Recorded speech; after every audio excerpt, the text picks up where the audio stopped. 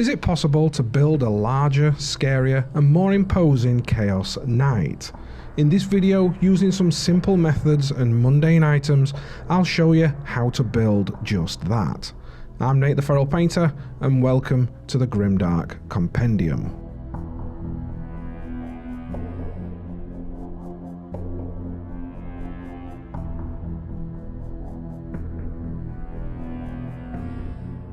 So what are the War Dogs? War Dogs are a demonic walker roughly around 20 to 30 feet tall, smaller than the full Chaos Knights but still massive compared to the infantry or some tanks.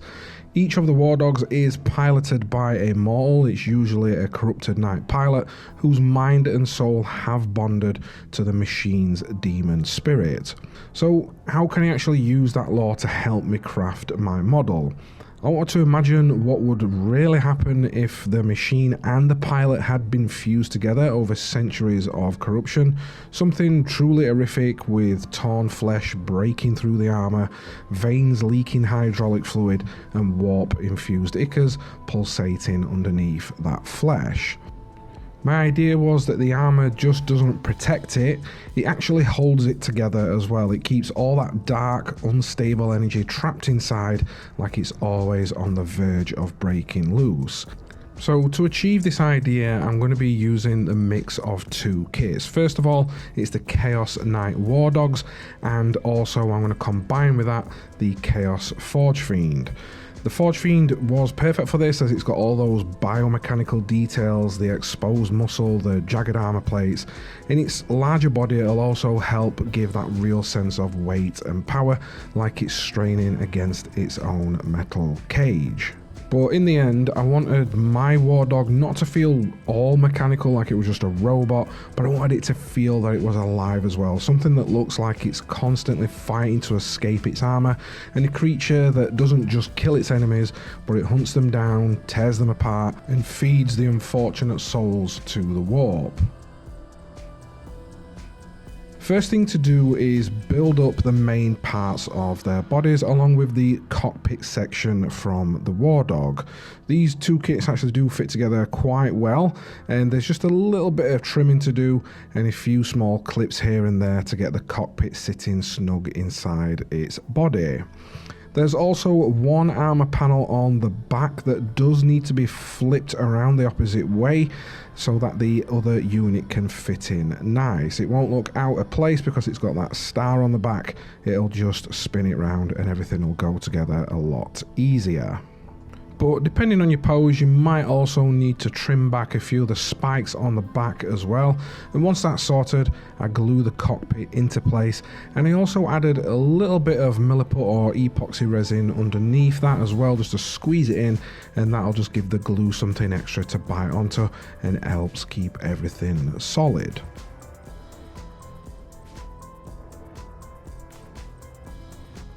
For the head, I did really like the one that came with the Forge Fiend kit, and it just fit the theme that I was going for quite well because it's got that fleshy aspect to it.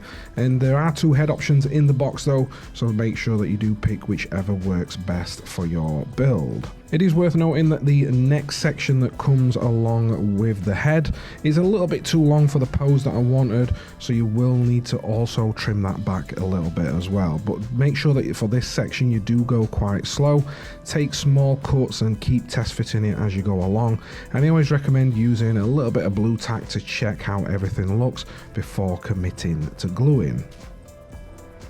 Next up are the legs from the Knight kit this time, and these also do need a slight little bit of trimming to sit right, especially since we're going for that quadrupedal stance. I will be jumping back and forth a little bit during this build for the basing part.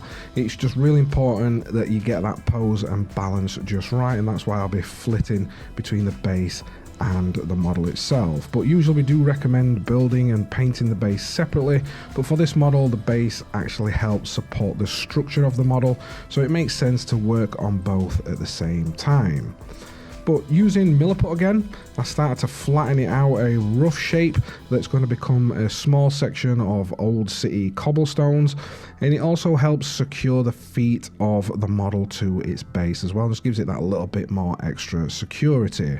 But once that's in place and I've flattened out some of that epoxy resin, I can then go over it with a texture roller, and this will just imprint a pattern of that cobblestone on. You can get these all over the place. There's a lot of different style of rollovers available, such as cobblestone, bricks, tiles, and whatever fits your scene. It's just a case of looking online to get these different rollers. But if you don't have one, you can even press in bits of textured plastic or brick patterns pieces to get that same effect. But while the Milliput is still soft, you've got about an hour of working time as well with this, so that'll just give you enough time to position the feet and press them in to that surface so that they do settle naturally. For attaching heavy parts like this, I always use super glue as well with an activator spray for a quick solid bond, and the weight of the model is just a little bit too much for the standard plastic glue to hold while it sets, hence the reason I've gone for super glue. Again, before you fully attach the legs or the main body, just make sure that you do test fit everything first, and once you're happy with the stance, secure it down and start building out the rest of the base.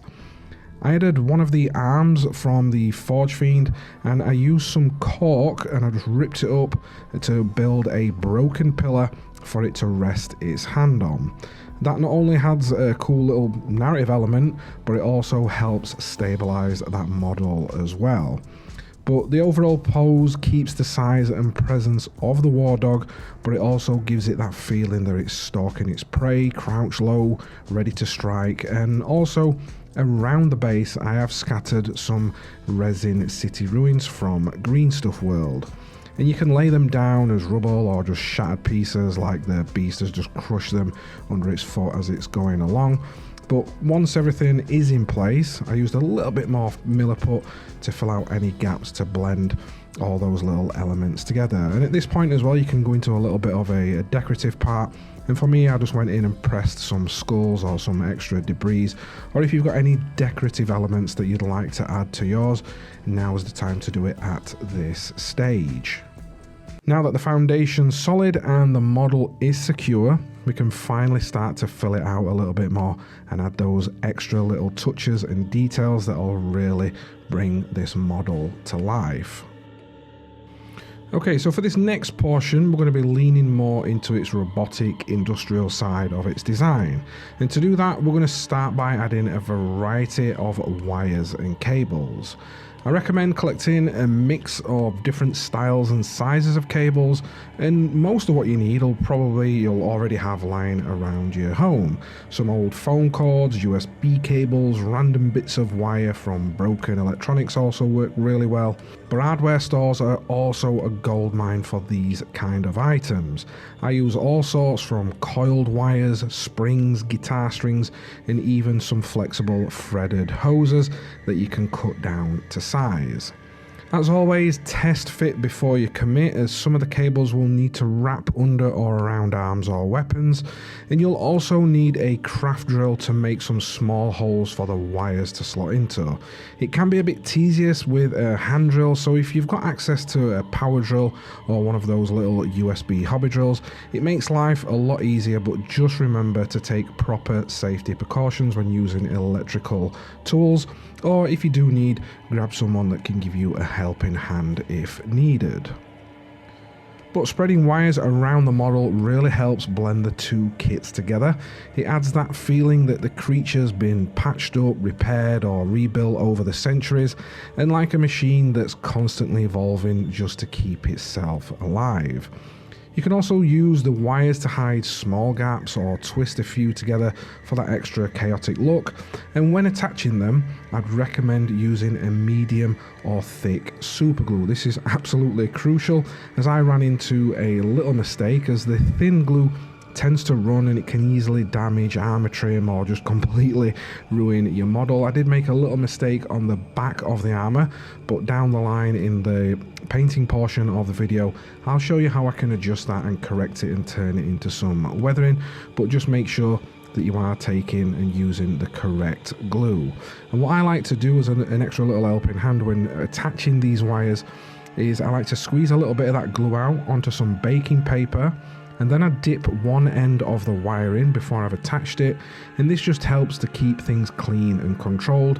And then for the other side of it, you can use things like brass rods or even some toothpicks just to dab a small amount of glue where you've needed it. Take your time with this phase. You might need to add or reposition a few parts as you go, and I know I keep saying it, but it's just constant test fitting really does make the whole build process a lot smoother. I did also raid some of my old Nurgle kits for some extra pipes and some creepy mechanical details, and I think you'd be surprised at what you can actually find in your bits box once you start looking that you can add to these sorts of miniatures. For some additional weapons, I've used parts from both the Chaos kits to make some makeshift shoulder mounted cannons, but both boxes come with some alternative weapon options, so feel free to experiment with whatever fits your build's theme.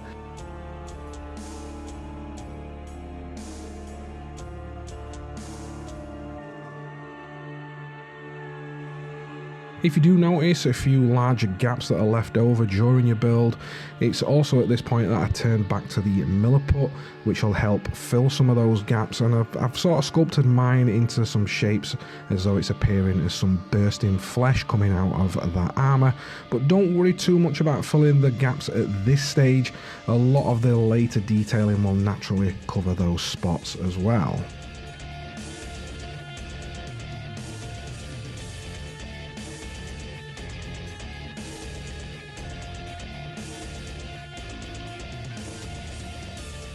But once all of that wiring and you've maybe filled some of the gaps is in place, it's at this point now we can start to have some of the decorative details.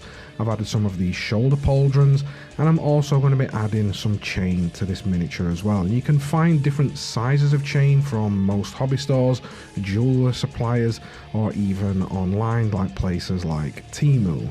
And you get a nice variety of different sizes from all of these places as well, and I tend to grab a few of these just to keep at hand in my bits box for when the occasion calls.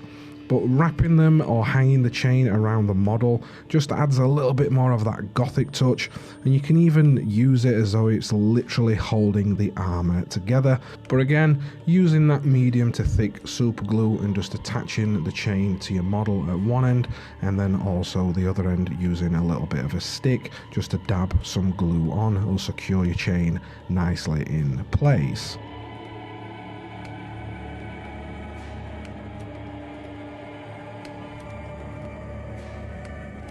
I just wanted to take this quick moment to say that if you are enjoying this video and want to dive deeper into the Grimdark style, then head to the Grimdark Compendium.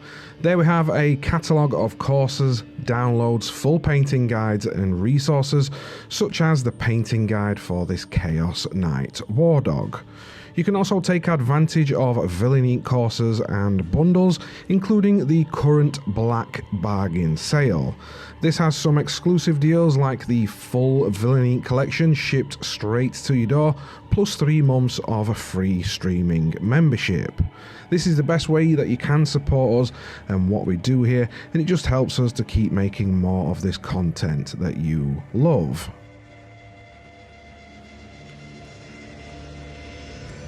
Adding some more decorative elements, I'm going to use some brass rods or wooden sticks. They're really good to make some trophy poles, and on mine I've added some skulls and severed head from the Games Workshop Battlefield Trophies kit. It's little details like this that will really sell that dark, menacing tone of the miniature, and it'll just give it that more chaos feel to the overall look. To add these little cloth sections to the miniature, I've used a fabric called sailcloth. It's got a tight weave that works really well on this miniature scale, and what I tend to do is cut it into a rough shape, and then I'm going to dip those pieces into a mix of PVA glue, mud texture paste and a little bit of water. I get my fabric, dip it into that mix and make sure both sides are coated, and then I attach it to the miniature with a tiny little bit of super glue, and then come back in with a brush just lightly moistened with the mix that we've just previously used, and this will just help me push and shape that fabric into a shape that I want. Now when that dries, it'll set really hard. It'll still have a little bit of flexibility in there, but we just want to keep it nice and rigid once it's dry. At this point now, we're going to finish off on the base itself, and the cork that I previously added can look a little bit flat or fake without any additional work.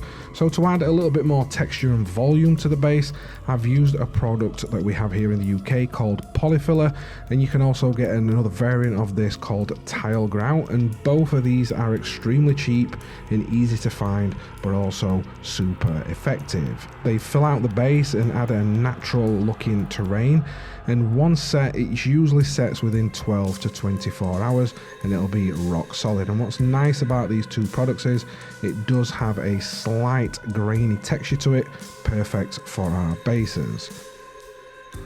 But once dry, and to refine everything a little bit further, I did add some AK texture paste plus some mixes of rubble, gravel and some random stones for some extra ground variety. You can glue these down or use something like a gravel and sand fixer to lock them into place. And with that, the Chaos Knight War Dog build is complete. It is always worth stepping away at this point, take a short break and come back to it a little bit later with some fresh eyes. You might spot a few areas to tweak or add some little extra details, but once you're happy with it, it's at this point we can then move on to priming. And that brings us to the end of this build guide, so I hope you have enjoyed it and learnt some new techniques or just even got some inspiration. Again, I will just mention, if you do enjoy this and you want to learn how I painted it, then you can always check these out over at the Grimdark Compendium. I've been Nate the Feral Painter, and I will catch you in the next video.